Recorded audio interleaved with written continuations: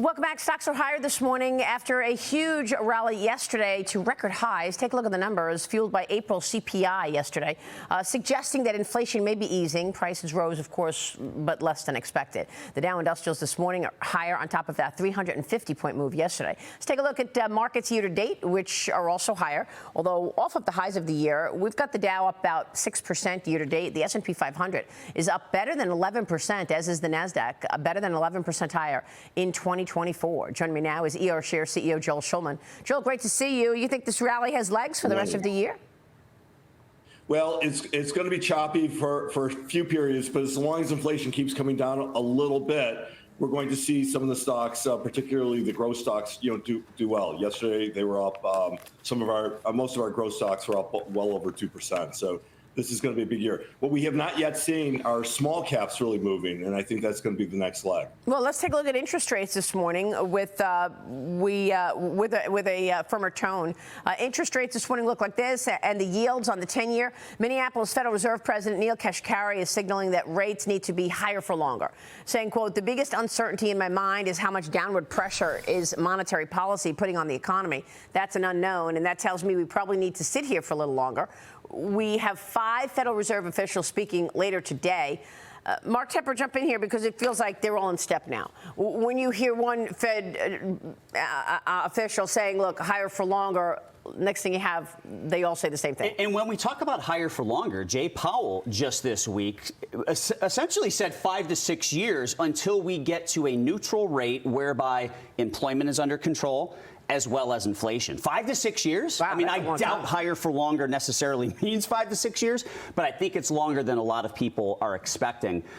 Joel, I would love to get your take on the consumer. As you know, we've got Walmart reporting this morning. Obviously, should give us a great read into how the consumer's doing. Are they buying less volume at higher prices? It'll tell us all that stuff. But when you look at recent data, I mean, you go back to last week, consumer sentiment unexpectedly fell off a cliff last week.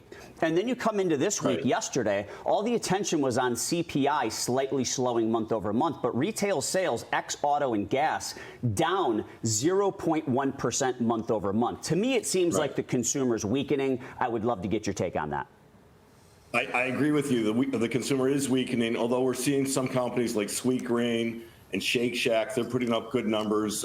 These are consumers going to moderately priced restaurants. So we're seeing, I think, an interesting market where the consumer is actually, taking trade-offs in some of the in some of the consumer in some of the retail areas. We're also seeing kind of a mixed record in some of the tech companies. So some of the tech companies are performing well, especially those. We're seeing a number of tech companies that are growing revenues and expanding margins. So I agree with you. In consumer discretionary, that may be an area that's going to be choppy. It's going to be there are a number of companies we're monitoring consumer discretionary. Some are off and some are way up.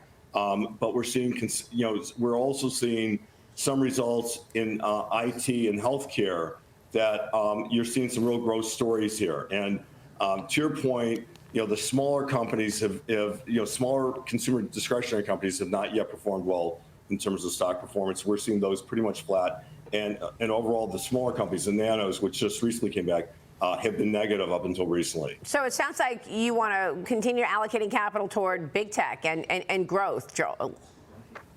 Well, growth has been real strong. I mean, it's had a strong run. So you showed, the Qs are up about 11.5%. Our funds are up 15 to 18%. Our indices are higher.